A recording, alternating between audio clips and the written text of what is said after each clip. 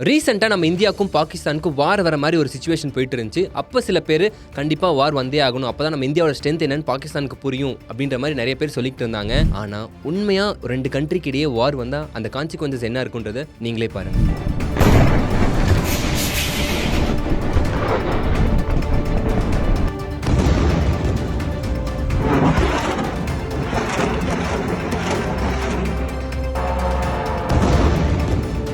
So நீங்களே பார்த்துருப்பீங்க, இந்த ஃபுட்டேஜஸ் எல்லாமே இஸ்ரேல் அண்ட் ஈரானுக்கு கடந்த 1 வீக்காக நடக்கக்கூடிய வாரில் நடந்த கான்சிக்வன்சஸ் தான். இதில் பார்த்தீங்கன்னா கிட்டத்தட்ட 240க்கும் மேற்பட்டோர் உயிரிழந்திருக்காங்க, நிறைய பேர் படுகாயம் அடைஞ்சிருக்காங்க. அங்கே இருக்க இன்ஃப்ராஸ்ட்ரக்சர்ஸ் நிறைய பேரோட வாழ்க்கையே கேள்விக்குறியாக இருக்கு. உலகத்தில் எவ்வளோ பெரிய பிரச்சனையாக இருந்தாலும் அதுக்கு வார் அண்ட் வயலன்ஸ் ஒரு சொல்யூஷனே கிடையாது. ரெண்டு கண்ட்ரிஸோட பவரை நிரூபிக்கிறதுக்காக அப்பாவி மக்களோட உயிர்களை தான் இந்த வாரில் இழக்கிறோம் நம்ம. ஈரான் இஸ்ரேல் இந்த ரெண்டு கண்ட்ரிஸ்க்கும் நடக்கக்கூடிய இந்த வார் எப்போ வேணா வேர்ல்ட் வார் 3 மாறலாம். ஏன்னா ரீசெண்டாக இஸ்ரேல் இந்த இஷ்யூனால அமெரிக்காவோட சப்போர்ட் நாடினாங்க. ஒருவேளை அமெரிக்கா இந்த வார்க்குள்ள வந்துருச்சுன்னா மல்டிபிள் கண்ட்ரிஸ் உள்ள வர ஆரம்பிச்சிடும். ஏன்னா எல்லா கண்ட்ரிஸும் ஒரு சில கண்ட்ரிஸோட சப்போர்ட்னால தான் இயங்குது. என்னதான் சில கண்ட்ரிஸ்க்கு விருப்பமே இல்லைனாலும் இந்த கண்ட்ரிஸ்லாம் பண்றனால ஃபோர்ஸ்ஃபுல்லா அவங்க வார்க்குள்ள வந்து தான் ஆகணும். இதனால உலகத்துல ஒரு பேரழிவு நடக்கக்கூடிய அதிக வாய்ப்பு இருக்கு. ஸோ எந்த ஒரு தீர்வா இருந்தாலும் வார் அதுக்கு ஒரு சொல்யூஷனே கிடையாது. அப்படி இஸ்ரேலும் ஈரானும் வார் நோக்கி போனதுனால தான் இத்தனை கணக்கான மக்கள் இப்போ அங்கே இறந்திருக்காங்க. ஸோ அங்கே இறந்த மக்கள் எல்லாருக்குமே ப்ரோவோக் நியூஸ் சார்பாக ஒரு ஆழ்ந்த அனுதாபங்கள்.